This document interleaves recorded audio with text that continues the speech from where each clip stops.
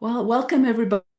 You are listening to Connect, Inspire, Create, a space for women business owners to gather fresh ideas, build momentum, and discover how growth can feel lighter with clarity and connection. I am Carol Clegg, your host, and let's get started. Today on Connect, Inspire, Create, I am joined by my guest, James Robbins. I'm going to tell you just a little bit about him. So, James is a leadership strategist, international keynote speaker, and best-selling author. Over the past 2 decades, he has trained more than 50,000 leaders across the globe through his people-centered frameworks, including his widely read book, 9 Minutes on Monday. His newest book, which is what we're going to dig into today, is The Call to Climb. It's part fable, part guidebook, and inviting us into a journey of courage, clarity, and calling. In it, James blends Indian inspiration with universal truths about breaking free from old loops, facing self-doubt, and listening to the deeper summons of the soul. So, James, welcome. Thank you. It's a pleasure to have you to join me, and I cannot wait to dig into your book. Thanks, Carol. Yeah, so I have just a quick question after that official introduction, something just a little more personal. When people first meet you, what is one thing they're often surprised to learn? Well, whatever they're surprised to learn, they don't tell me. So uh, they would be surprised.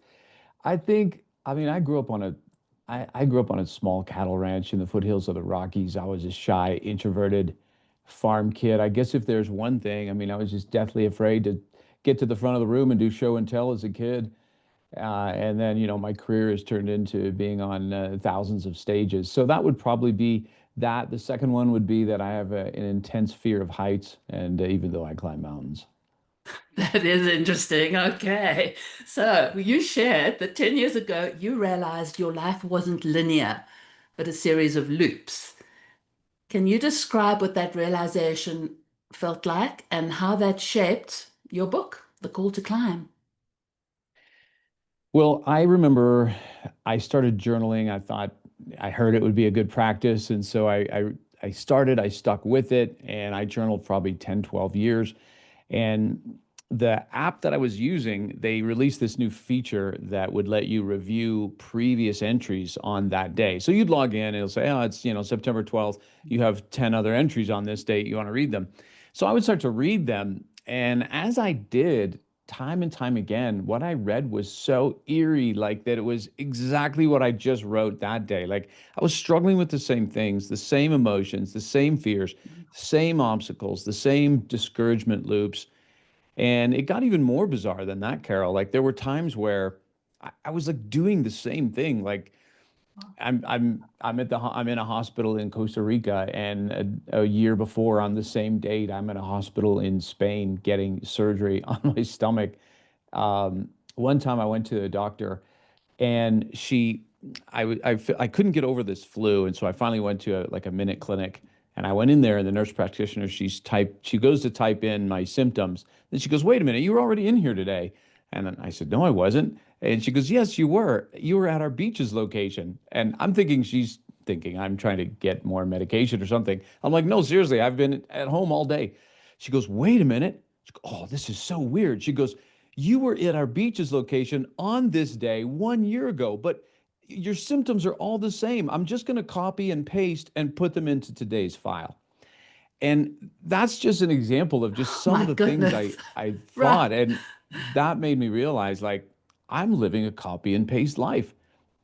That's an extreme example, but there was just so many things. And that's where I really began to see, wow, we really do live in these large orbits, but they're so big we don't see them, right? We don't see them unless we have something that, like a journal or a friend, or that we can notice the pattern to go, wait a minute, I've been here before, and I will be here again unless I change something about my life.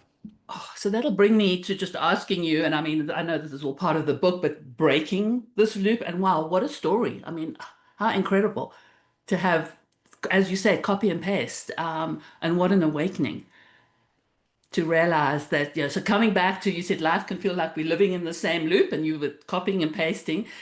Can you share something if somebody else is listening to us right now and they're going, oh my goodness, I am circling back to these same challenges over and over again. What is, because we always say it starts with the baby steps, it starts with a small step. What is a small shift that you would say this will lead you towards helping break from that? You're going to have copy and paste stuck in my brain now. From that looping, what would you suggest?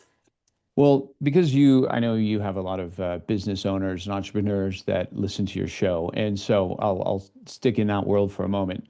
Let's take something like revenue. For a lot of people, there's actually a cycle to their revenue. In other words, when their revenue gets to a certain point, then it just plateaus. And then sometimes we think it's our marketing, or I got to change my funnel, or maybe I should start doing webinars. And okay, there's a time to look at strategy.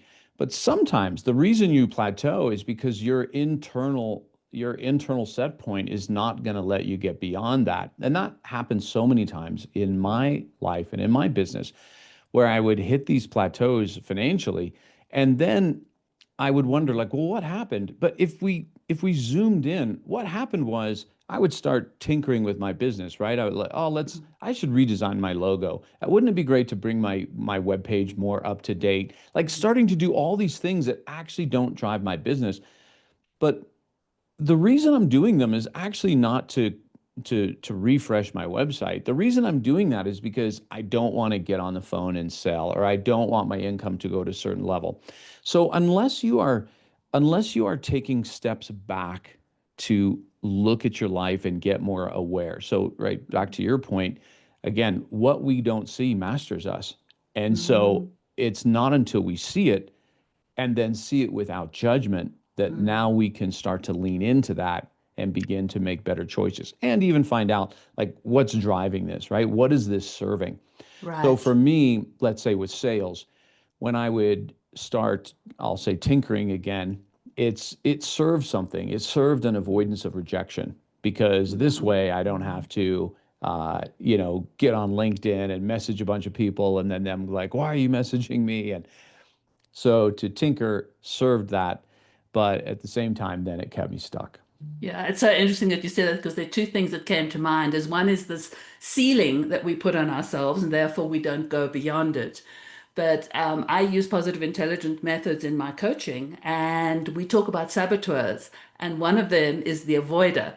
And so when you feel that avoider come in, there are actually steps that one wants to do to shift from letting that voice be so loud and say, go and do anything else other than make that phone call and do whatever. And so we have steps that we teach that go, okay, you can pause and you can shift and you can get curious and you can bring in a sage element to explore what could you do to stop avoiding.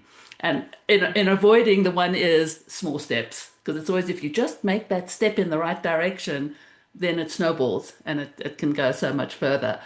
But I would love to switch to talking about courage, because in your book, The Call to Climb, you start with a moment of moral courage. You're choosing to speak up when it's uncomfortable. So, what can everyday courage look like for somebody who is struggling? Let's switch to personal life because, yes, everybody, but business and personal life to me are intertwined. But, we're looking at this courage and then what you said, wanting approval and so avoiding, but just tying it into your book. What can courage look like for someone struggling with self-doubt? I think two things come to mind. One is the courage to speak your truth from the soul, not from the ego, but really to speak your truth. And often that comes out with what do you really want and what do you not want anymore, or what you won't tolerate in your life. So sometimes this even comes with boundaries that have been collapsed, and we have all these, reasons or traumas or triggers that contribute to that. So one is being able to speak your truth, and the other one is the courage to be yourself. And because what happens for most of us is that we think if I'm really myself, will anybody love me? They don't quite say it so bluntly because that Right? almost sounds embarrassing. Like, oh, I'm ashamed if I think like that. But that's part of the problem, right? But if we can approach those moments without judgment and to pull the emotion back out of that, and just think, where do I have to wear a mask that I wish I didn't? Where do I wish I could just be me? And what am I afraid of in those moments? Mm, So I think those are two things. Courage to yeah. speak your truth, courage to truly be yourself. And I know, one of the themes you write about is the tension, what we're just talking about in your book, between living in alignment with our soul and then seeking this approval. And I love where you say Santiago explains in your book that living in alignment with our soul often means being at odds with the herd. And so we're Yes. not trusting our own compass. Yes, absolutely. For those listening, what happens in the beginning of the story is the main character Riley stumbles into this remote village in Bolivia and meets this guide named Santiago and finds out that they've been summoned to climb this mountain where one is, in a sense, corralled to have a conversation with their soul. But is breaking the news to Riley that this is why you're actually here, but what happens, we get out of alignment with our soul, and our soul seeks to have a conversation with us. But our soul seeks expression, right? It seeks expression through us and through all our experience and gifts and talents. The challenge is the soul is not concerned about the approval from the tribe. The soul just wants to express itself, sort of like an oak seed, doesn't care what anyone thinks. It's going to become an oak tree. It's going to seek its expression. And we're a bit different creatures because we're social animals, and so we do care about what the tribe thinks because we don't want to be alone, or we don't want to be isolated from the tribe. That's certain death in the past. So that's the tension, right? Mm-hmm. How do I how do I live authentically, but then how do I cover the cost of that? Which means some people won't like that. It's even, for people listening who decided to start your business, I bet when you started your business, that was a moment of stepping towards more of your authenticity. But I bet everyone didn't like it. Maybe your Mm-hmm. parents didn't like it. Maybe you had a 4-year degree and then you were just getting rid of it all. Like you graduated from law school and now you're going to start a coaching business. And what did your parents think of that? Like not everyone likes it when we step out and into our authenticity and alignment with our soul. So it's managing that tension. But again, when you understand the game, right? When you understand, like, okay, here's what happens. Like if you could zoom out or just look at one of your friends, you can explain it easily. Oh yeah, of course. Not everyone's going Mm-hmm. to like it, but go for it. Like you've got this. You got the gifts and the strengths. It's so easy for us to see this in other people, but then when Mm-hmm. it's in us, and that anxiety that's produced, right? That anxiety that comes from within that's meant to keep us in line, so to speak. That anxiety is so uncomfortable for all of us, and we're just programmed to think, well, something's wrong. Like if I feel Right. anxious, something's wrong. Yeah. Not necessarily. Maybe something is absolutely right. And as Yeah. Dr. James Hollis says, anxiety is the price of the ticket to life. And I love that quote. Wow. Say that again. Anxiety is the price of the ticket to life. So embrace it, explore it, give it empathy and compassion, and realize that it's not necessarily an evil. Yeah, exactly. And so Mm, getting comfortable with anxiety, that's really in everything. If you're climbing a mountain, you're going to go bungee jump, you're going to get on a roller coaster. Roller coasters are terrifying for me, right? But for those who love roller coasters, there's some anxieties. You go to give a speech, absolutely. anxiety. Like there's all these places where there's anxiety, but it's understanding that doesn't mean it's a bad thing. Right. And let's come back to what's my intention though? And this gets back to having an intention for your life. Hey, I want to live in alignment with my soul. Yeah. Like I want to honor my path and not climb some other mountain. And Right. so with that, I understand if this is my path, I know there's scary moments, there's anxiety inducing moments, but it's my path and I want to take that Mm, with all the goods and uncomfortable parts that come with it. mm. Yeah, that it's not all. I love it because you talk about a phrase that I think you've used in the book, appointment with your soul. And often I think we excuse when we're too busy, we're stretched thin. There's just, how am I going to carve out space for that kind of conversation with myself? And what does that mean, appointment with my soul? So that was inspired by the work of Dr. James Hollis, and he's a Jungian psychoanalyst. He's just a brilliant writer. But I went through my own dark night of the soul in my mid 30s. I was in a highly purposeful job, but I wasn't happy. And I felt so conflicted because everyone would look at me and think, like, you got the best job in the world. And I would think, yeah, of course, I'm so excited. But in my own moments, I'd be like, why am I unhappy? And it was during that time I stumbled on his work. And he has this great analogy, this idea that the soul summons you to have a conversation.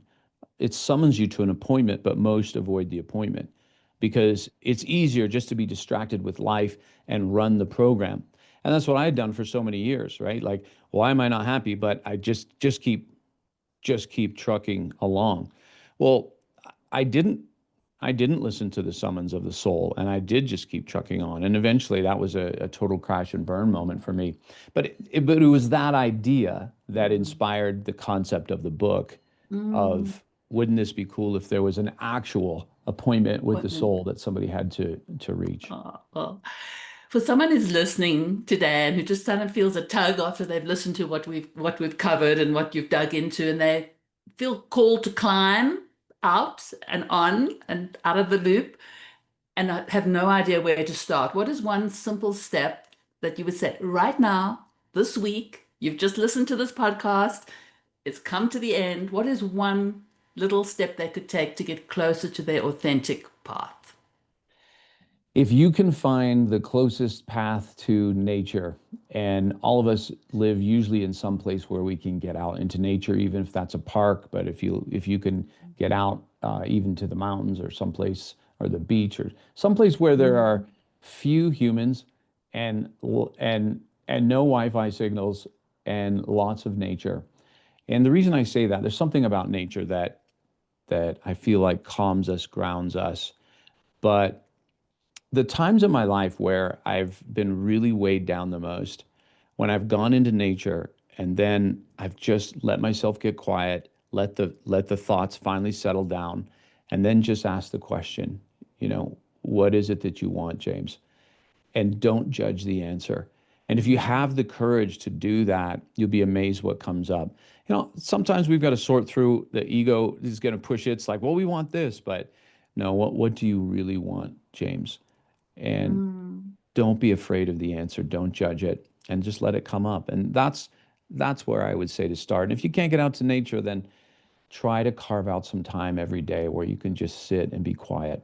And it's difficult. It's difficult for me. It's difficult for a lot of people who, especially for those of us who ruminate a lot and we're always thinking or we're Yeah, I creatives. mean, how many thoughts are we supposed to think a day, which is insane. So, which why meditation is so important, even just counting your breath and giving your brain a moment, even if it's 10 seconds to just relax and get away from all of those thoughts. Well, James, I just want to say thank you for sharing a huge amount of wisdom and stories with us today. I really appreciate you coming on the show. And I want to encourage those of you who are listening that if James' words have sparked something in you, I encourage you to explore his new book, The Call to Climb, because it's a beautiful mix of story and practical insight. I was privileged enough to get a chance to read the first three chapters, and if I'm correct, that's available when people stop by your website. Yes, for sure. They can go Oh, to iwillclimb.com, and you can download the first three chapters, start the story, see if you like it, see if it speaks to you, and you can find me there. wonderful. Well, I love the warning that you shared in your book, and I have to just share the first part of it, which says, what you hold in your hands is more than a book. It's an invitation, a summons from your soul calling you to a conversation that might be long overdue. Thank you, James. This was wonderful. And I will make sure to have links. We have your webpage, jamesrobbins.com, Instagram, I have for you, YouTube, and then, of course, the book that iwillclimb.com. So, for those that are listening, thank you for being here today. If today's conversation sparked some inspiration for you, I invite you to share this episode with somebody you think would enjoy it. And this week, I invite you to embrace your own way of connecting, inspiring, and creating, just like the name of my show. May your choices bring ease and flow into your world. Until the next time, take care.